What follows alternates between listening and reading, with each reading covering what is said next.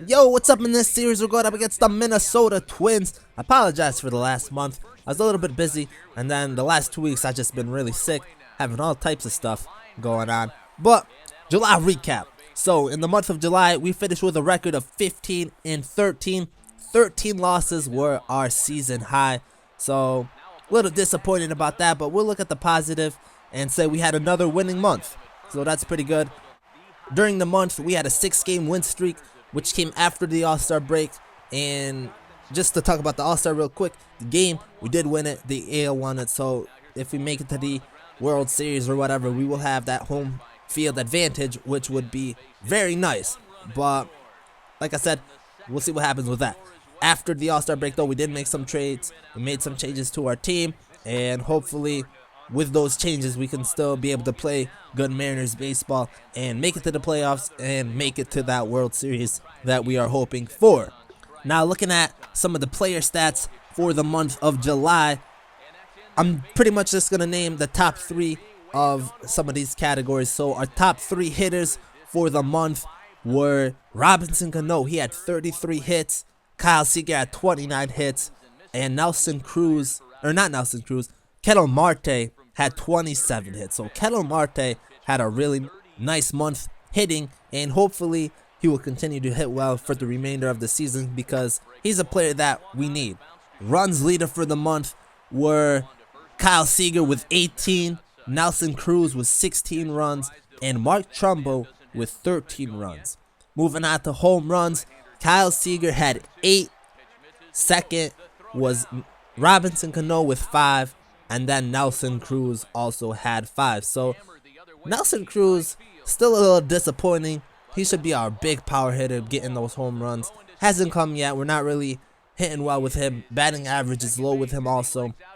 So he's one player that needs to really pick it up for the remainder of the season. And hopefully we will be able to make a push with him in that aspect.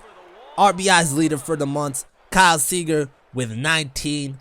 Robinson Cano with 15, and Nelson Cruz with 15. So really, our big 3 players in Nelson Cruz, Kyle Seager, and Robinson Cano, they led us throughout this month and really helped us stay positive because we didn't really play that well. 15-13, it's a winning month, but it's not that great, and we need to continue to play well to make the playoffs. That's all it is. We got to still play well to make the playoffs. And right here, I mean, this game wasn't really that good. It was an ugly game for us.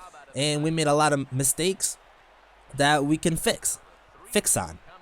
So anyways, moving on to other players that we had. So we should talk about Franklin Gutierrez. So Gutierrez came in the team this month. He batted .156, had 7 hits, 3 runs, 1 home run, and 6 RBIs. Little lackluster a little bit. James Jones hit .143 with 7 hits, 4 runs, no home runs, and 2 RBIs. And then Chris Taylor hit .208 with 5 hits, 1 run, 1 home run, and 5 RBIs. And I think all that came in one game, the 5 RBIs and home run. So he had one good game. Otherwise, he didn't really play that well. Another player to mention is Ichiro. We got him at the trade deadline, and he's been playing really well for us after the All-Star break. So he has 16 hits, 4 runs, 1 home run, and 5 RBIs for us in that short amount of time after the All-Star break. So really hitting well for us. Moving on to pitchers, King Felix had a record of 4-1. His ERA jumped up a little bit from a 2.43 to a 2.95, but it's still under 3, and he had 26 strikeouts for the month. James Paxton went 2-2. Iwakuma went 0-3, which is huge. His ERA went from a 1.91 to a 2.7. So a huge jump for him. He was pitching lights out and just had a bad month. But he had 13 strikeouts. Taijuan Walker had a 1-2 record, 23 strikeouts.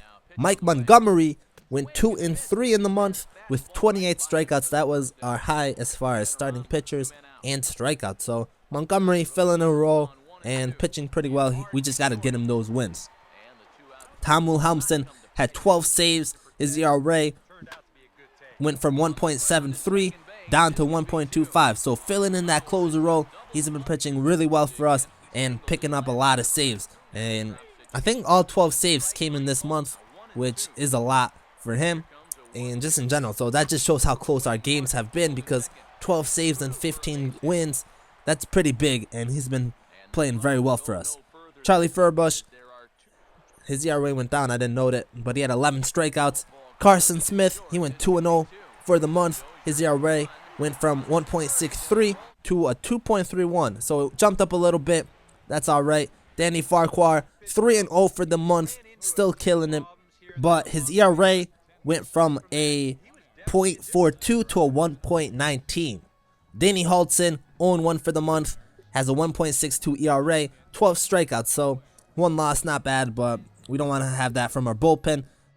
Moving on, these next two players debuted for the month, and that is Guap. He was 1-0, 8 innings pitched, no earned runs with 8 strikeouts, so a nice debut month for him. He pitched really well. And then Rones Elias, 0-1, 9 innings pitched, 1.93 ERA with 6 strikeouts. So that is our recap for July.